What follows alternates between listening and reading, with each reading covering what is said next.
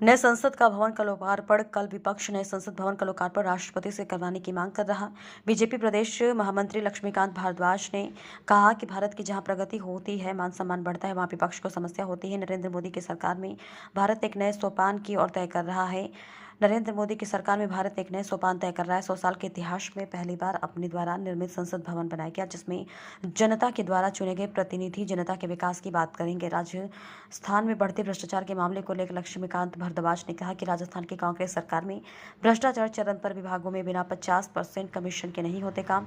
योजना भवन में कर्मचारी की अलमारी में करोड़ रुपए और 1 किलो सोना मिला। अगर कांग्रेस सरकार के मंत्री और विधायकों के खजाने खोदे जाए तो पता नहीं क्या क्या निकलेगा। कांग्रेस ने 4.5 साल में जनता को लूटने का काम किया है। भवन को लेकर विपक्ष आरोप लगाने में लगा है, क्या कहेंगे? देखिए, जहां भारत का मान सम्मान बढ़ता है, जहां भारत की प्रगति होती है, भारत का जहां विकास होता है, वहां विपक्ष को हमेशा दिक्कत होती है। नरेंद्र मोदी जी की सरकार के राज में भारत एक नए सोपान को तय कर रहा है। 100 साल के इतिहास में भारत अपने द्वारा निर्मित एक संसद भवन बना रहा है, जिसमें भारत के लोकतंत्र के चुने हुए प्रतिनिधि, भारत की जनता के चुने हुए प्रतिनिधि वहां बैठकर भारत के बारे में फैसला करेंगे। लेकिन कांग्रेस पार्टी को उससे समस्या है। कांग्रेस पार्टी को हर उस बात से समस्या है, या विपक्षी दलों को हर उस बात से समस्या है जो देश की तरक्की होती, जिससे देश की तरक्की होती है, जिससे देश का विकास होता है, जिससे देश की प्रतिष्ठा बढ़ती है। तो कांग्रेस पार्टी या देश का जो बाकी विपक्ष है, उसके विरोध करने से देश की जनता को कोई फर्क नहीं पड़ता। देश की जनता इस बात को समझती है कि जो संसद का नया भवन बना है वो ऐतिहासिक है।